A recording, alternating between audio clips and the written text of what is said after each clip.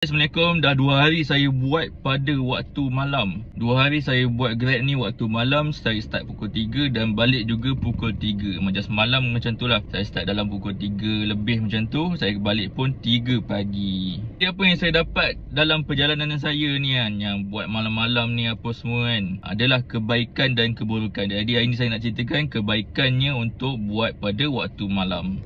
Yang pertama, kebaikan yang buat pada waktu malam adalah dia tak panas siang lah. Maknanya sejuk lah sikit daripada siang.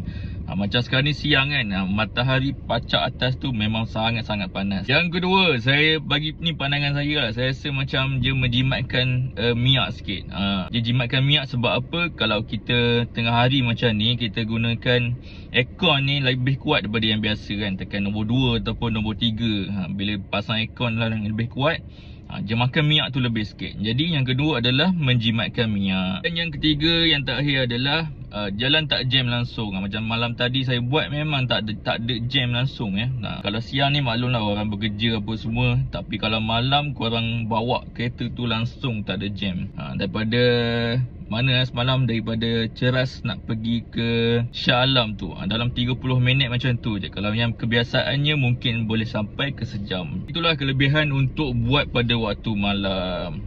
Tapi ada juga keburukannya. Tapi keburukannya saya akan ceritakan untuk video lain. Okay? Kalau korang berminat nak mendengar cerita lagi, korang boleh follow dan juga like video ini. Terima kasih.